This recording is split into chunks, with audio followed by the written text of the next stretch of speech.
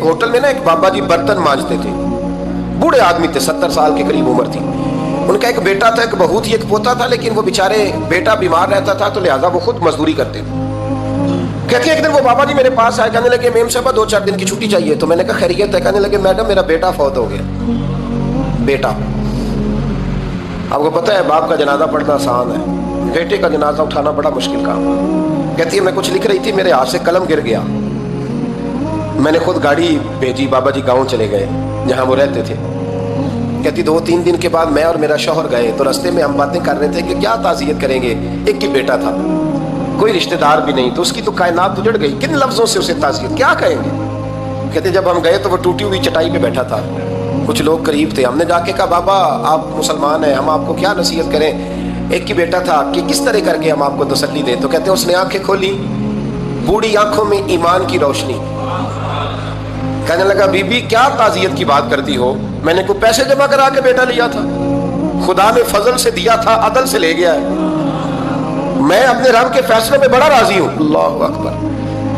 वो खातून कहती है कि वो बाबा जी से मैंने कहा कि चलो आप 1 महीने की छुट्टी कर ले। तो कहने लगा नहीं मैडम मैं मुसलमान हूँ, मुफ्त की रोटी नहीं खाता, मजदूरी करके खाता हूँ, मैं इंशाल्लाह 2-3 दिन के बाद काम पे आ जाऊँगा। कहती वो चंद दिनों के बाद आ गया, अल्लाह की कुदरत के अभी 2-3 माह गुजरे थे, फिर आया, मैडम छुट्टी चाहिए कुछ दिनों की। मैंने कहा खैरियत है? कहने लगे वो मेरी बहू भी हार्ट अटैक से फौत हो गई। कहते अब मैं भी तड़प गई और ईसाई हो कि मेरी आंखों में आंसू आ गए। मैंने कहा घर का दरवाजा बंद हो गया, अब ये बेचारा क्या करेगा। वो अपने शौहर के गम में हार्ट अटैक से फौत हो गई। कहते हम फिर 2-3 दिन के बाद ताज़ियत के लिए गए, फिर टूटी हुई चटाई, बूढ़ा ना अपनी उंगलियों से जमीन पर कुछ बना रहा। कहती करीब गई और मैंने जाके कहा बाबा अब तो तसल्ली आपने खुद ही करनी है, जो निज़ाम था वो तो हो गया। तो कहते हैं फिर उसने आंखें खोली, आसमान की तरफ देखा तो कहने लगा बेटी कोई परेशानी नहीं, मेरा बेटा बगैर शादी के भी तो फौत हो ही सकता था, बस मेरे मालिक ने जब चाहा जैसे चाह हुआ, मैं इंशाल्लाह 2-4 दिन के बाद काम पे आऊंगा। ये मेरा 3-4-5 साल का पोता है, अभी स्कूल दाखिल हुआ है, मैं साथ ले आऊंगा, वहां मेरे साथ ऊपर क्वार्टर में जहां मैं रहता हूँ ये भी रहेगा। कभी कभी मैं देखती छत पे खड़े होके कि दादा घोड़ा बना हुआ है और पोता सवारी कर रहा है, वो सवेरे उठता उसको स्कूल छोड़ के आता, शाम को लेके आता, प्यार करता, मोहब्बत करता। 3री मंजिल पर हमने क्वार्टर दिया हुआ था, वहां दादा पोता रहते। अल्लाह तू बड़ा बेनियाज है। कहती है इकबाल एक दिन ना पोता ऊपर वाली मंजिल पे खेल रहा था, उसका पैर फिसला, वो गर्दन के बल जमीन पे गिरा।